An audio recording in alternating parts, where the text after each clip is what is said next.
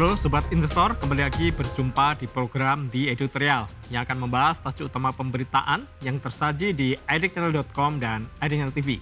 Bersama saya, Embudi Santosa, Wakil Pemimpin Redaksi Digital IDX Channel.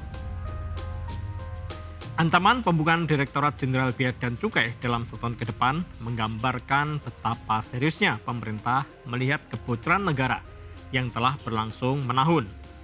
Menteri Keuangan Purbaya Yudi Sadewa menegaskan bahwa Presiden Prabowo Subianto memberikan waktu yang sangat terbatas bagi institusi tersebut untuk berbenah. Jika tidak ada perubahan signifikan baik dari kultur internal, kualitas pengawasan maupun integritas pegawai, maka jalur radikal berupa pembekuan dan pengalihan fungsi ke operator swasta bukan sekedar retorika. Langkah serupa pernah dilakukan pada era Presiden Soeharto saat kepercayaan publik terhadap bea cukai runtuh akibat praktik penyelundupan dan manipulasi impor yang merajalela. Pernyataan Purbaya ini bukan muncul dalam ruang hampa. Selama bertahun-tahun, bea cukai berada dalam pusaran penyakit kronis yang merugikan negara ratusan triliun rupiah. Praktik under invoicing, penyelundupan barang mewah, manipulasi HS code, serta permainan kuota impor telah menciptakan celah kebocoran yang sulit ditutupi. Berdasarkan berbagai studi dan laporan, potensi kebocoran penerimaan negara akibat praktik misinvoicing, penyelundupan, serta manipulasi di jalur bea dan cukai diperkirakan mencapai skala puluhan hingga ratusan triliun rupiah dalam rentang beberapa tahun. Global Financial Integrity atau GFI pernah mencatat bahwa pada tahun 2016 saja, Indonesia kehilangan potensi peran negara sebesar 6,5 miliar dolar Amerika akibat praktik dari misinvoicing dalam perdagangan internasional. Selain itu, Next Indonesia Center melaporkan adanya dana siluman atau selisih besar dalam pencatatan ekspor-impor periode 2014 hingga 2023. Yang mengindikasikan potensi kebocoran dalam skala ribuan triliun rupiah. Temuan ini dipublikasikan melalui berbagai saluran media yang menyoroti ketidakcocokan data perdagangan internasional Indonesia. Di sisi lain, Direktorat Jenderal Bea dan Cukai Kementerian Keuangan pernah menyampaikan data resmi terkait penindakan penyelundupan sepanjang 2024. Data itu menyebutkan pada tahun lalu ada total 31.275 kasus penyelundupan dengan nilai barang sekitar 6,1 triliun rupiah dan potensi kerugian negara sebesar 3,9 triliun rupiah. Meskipun temuan berbagai lembaga independen masih memerlukan verifikasi metodologis lebih lanjut, angka-angka tersebut menunjukkan bahwa kelemahan sistemik dalam pengawasan dan pengendalian di kepabeanan telah menjadi sumber hilangnya potensi penerimaan yang signifikan.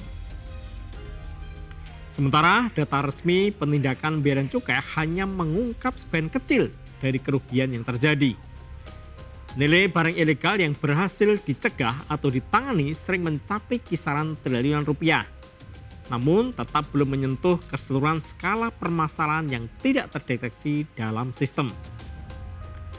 Celah itu muncul bukan hanya karena lemahnya sistem teknis, tetapi juga karena adanya hubungan patronase yang mengakar antara oknum aparat dan kelompok usaha tertentu. Ketika prosedur kepabeanan dapat dimainkan dan tarif tidak resmi, negara pun kehilangan hak penerimaannya.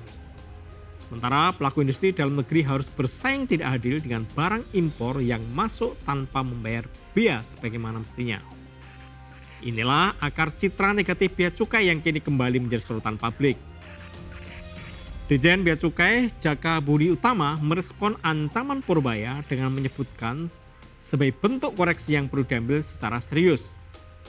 Ia memastikan proses pembenahan sedang berjalan, mulai dari perbaikan kultur birokrasi hingga peningkatan pengawasan di pelabuhan dan bandara. Namun persoalannya yang dihadapi bea cukai terlalu kompleks untuk diselesaikan hanya dengan rotasi pegawai atau aturan internal. Masalahnya bersifat struktural, melibatkan integritas, sistem pengawasan yang tidak terintegrasi, dan lemahnya disiplin data. Selama puluhan tahun, proses verifikasi nilai impor bergantung pada deklarasi importir. Sementara kapasitas audit fisik dan pencocokan data negara asal sangat terbatas. Ketika teknologi tidak memadai dan integritas goyah, maka ruang kecurangan sangat luas. Pemerintah mencoba menjawab persoalan ini dengan mempercepat penggunaan kecerdasan buatan atau AI untuk mendeteksi potensi under invoicing. Sistem AI diharapkan dapat membandingkan nilai barang yang dilaporkan importir dengan benchmark harga global secara real time. Dan begitu, penyimpangan dapat terdeteksi lebih cepat dan tidak semata bergantung pada intuisi petugas. Namun, transformasi digital tidak akan cukup jika tidak disertai penyapuan besar-besaran terhadap oknum yang menikmati status quo. Pengalaman negara lain seperti Korea Selatan, Singapura, dan Uni Emirat Arab menunjukkan bahwa efisiensi kepabeanan hanya mungkin tercapai bila reformasi teknologi berjalan paralel dengan reformasi etika dan penegakan hukum. Beberapa ilmuwan menilai bahwa ancaman purbaya dapat menjadi momentum penting. Pertama, karena sinyal politiknya sangat kuat, yakni pemerintah tidak lagi bersedia menoleransi kebocoran yang menghancurkan desain industri nasional. Kedua, ancaman pembekuan menempatkan bea cukai dalam tekan publik yang besar, sehingga mendorong akuntabilitas yang selama ini tumpul. Ketiga, rencana pemberdayaan AI dan operator swasta membuka opsi baru yang selama ini jarang dipertimbangkan dalam reformasi birokrasi. Namun, opsi pembekuan 16.000 pegawai bukan tanpa risiko.